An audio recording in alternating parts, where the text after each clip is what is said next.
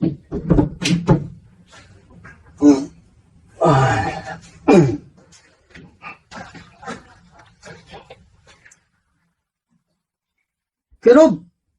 andito ka pala? Kumakain ka? Oo, Bob. Kumain na ako. Kasi nagugutom na talaga ako eh. Parang gutom na gutom ka. Siguro hindi ka nag-almusal kaninang umaga. Malamang, nagkape ka lang siguro, no? Tama ka. Hindi ako nakapag-almusal. Kasi maaga yung interview ko kanina. Kaya nagkape na lang ako. Anong nangyari? Pumasa ka ba? Oo. Tama yung sinabi mo. Nakapasa ako sa interview. Di ba sabi ko sa'yo, Kuya Rob, makakapasa ka? O ayan na, natupad na yung mga kahilingan mo. Kasi alam ko naman na deserve mo yan. Paano, nung nakarang linggo, halos di nga kita makausap. Kasi panireview mo.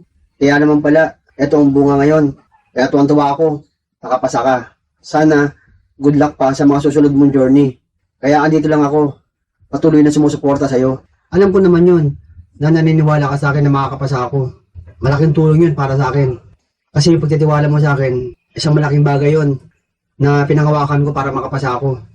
Kaya nga tuwan-tuwa ako sa'yo. Kasi nakapasa ka. Nung nakaraan, sinek nila yung resume mo kung qualified. Pasado ka. Ngayon, nakapasa ka naman sa interview. Kaya naman talagang sino di matutuwa sa ginawa mo.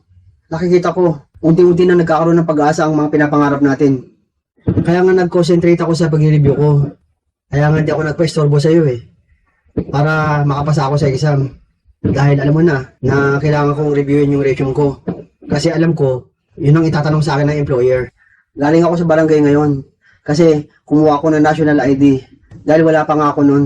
Kaya nga, tama yung sinabi mo, yung tungkol sa resume. Kasi, doon kumukuha ang employer ng mga tanong. Doon sila kumukuha ng reference sa resume mo. Binabasa nila yon. Tinitingnan nila kung ano na yung mga kumpanya na pasukan mo doon. Kung meron ka na experience dito at sa ibang bansa.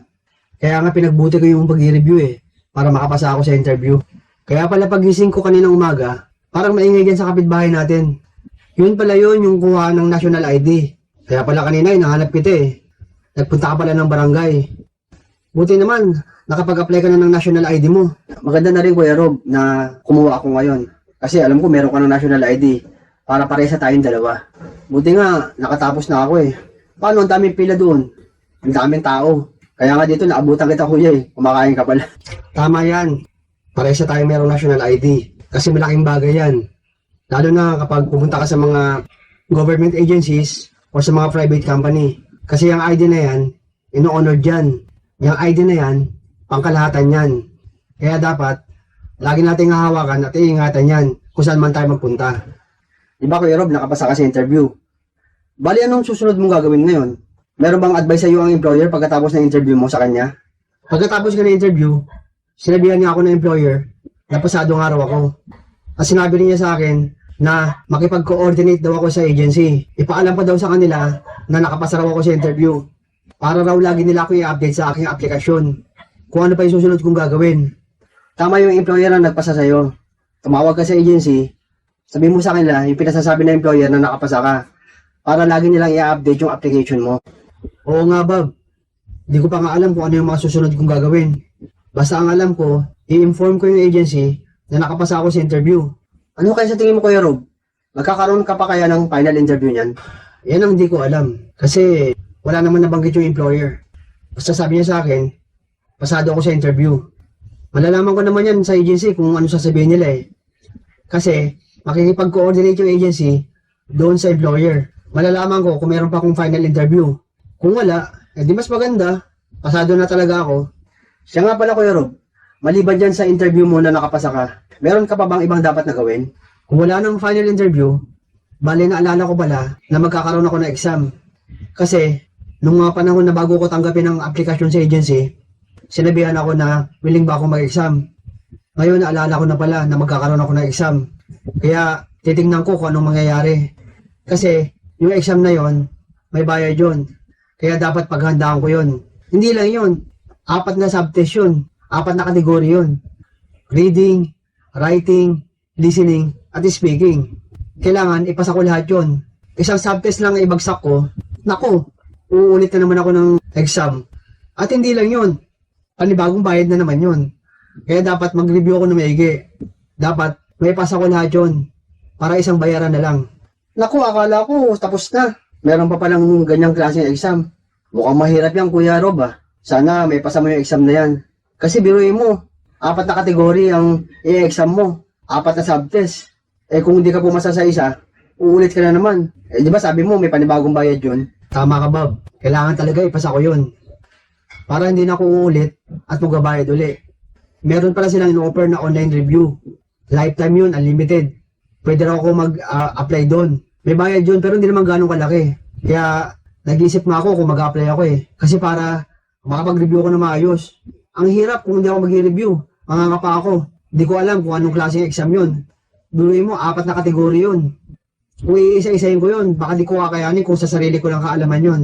Siguro mag-a-apply ako ng online review na ino-offer ng IELTS para makita ko kung anong klase ng exam doon. Okay pala yun. Unlimited review pala yun. Lifetime. Kaya kung ako sa'yo, Kuya Rob, kunin mo na yun.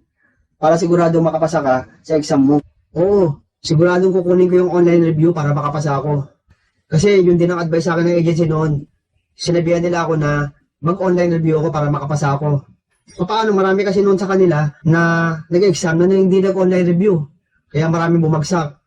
Kaya kung ako, Bob, tatanggapin ko yun. Pag-review ko na maayos para makapasa ako sa exam, syempre para makalis ako. At nang sa ganon, makapagtrabaho ko ng maayos sa ibang bansa. O paano yun, Kuya Robert? Tapusin mo na yung pagkain mo. Pagkatapos mo kumain, pumunta ka na sa internet. Tingnan mo kung ano yung tinatawag na IELTS examination o IELTS review para magkaroon ka na idea.